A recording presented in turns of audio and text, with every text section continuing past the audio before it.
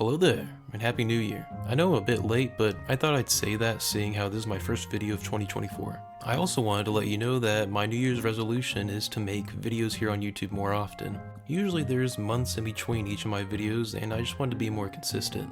Because me not releasing videos was more so just me being lazy rather than being busy, so I don't really have an excuse to put off making videos as much as I do. Iceberg video.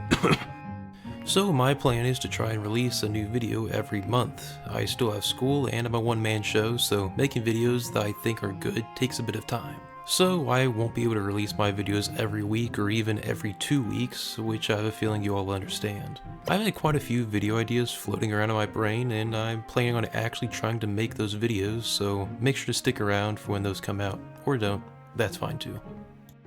Anyways, enough babbling on, let's get on to the actual video. And now for something completely different. Has there ever been a detail in a movie, TV show, video game, or some other form of media you noticed that was small and seemingly unimportant, but improved the overall design of whatever that detail was for? Yeah, probably not, but I noticed small details, and the one I'd like to talk about are the back attachments, or backpacks, for clone troopers in Star Wars Revenge of the Sith, and its tie-in media.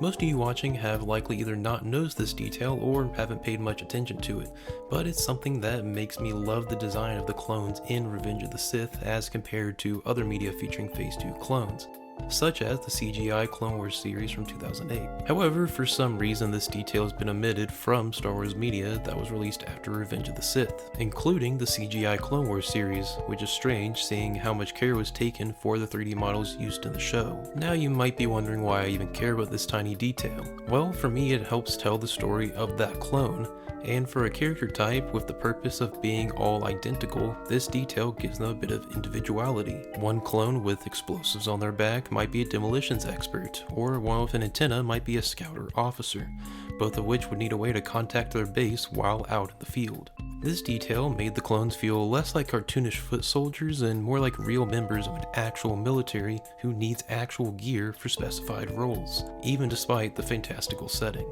And I know this isn't a detail that I'm alone on noticing. One person of note who's also noticed this detail is the user BlueNade on Nexus mods, who made a mod that changes the appearance of clone troopers in the 2017 Star Wars Battlefront II to match their movie appearances. This includes the back attachments, with the heavy class having extra explosives and both officer and specialist having antennas. So a bit of a side tangent, but if you play Battlefront 2 on PC, I would 100% recommend checking that mod out. It has a lot of awesome designs for the clones, with just about every battalion you can think of included, so I'll add a link to it in the description. Another person of note is the user Umbaran Artwork on Instagram. They've posted a multitude of clone trooper sketches, some of which include the Revenge of the Sith back attachments. So I also recommend checking out their artwork as well. I'll put a link to them in the description. Now the remaining question is, what happened to the backpacks? Why aren't they featured on Phase 2 clone troopers like in Revenge of the Sith? Well, to be honest, the most likely answer is that they were simply overlooked and unknowingly omitted from the current clone trooper designs. Though, if you were to remember what I said in the beginning of the video, I said that I'd be talking about the back attachments in Revenge of the Sith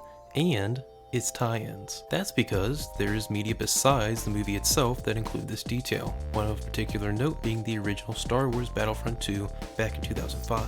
That's actually because the Phase 2 clone trooper designs are based off of concept art for Revenge of the Sith. This is where the design for the Phase 2 sniper class and the Phase 2 jetpack trooper came from, with the sniper class being based off of the original 212th paratrooper and the jetpack trooper being the original design for Commander Gree, interestingly enough. Some clone concept art designs made their way to the expanded universe, usually in the form of comics.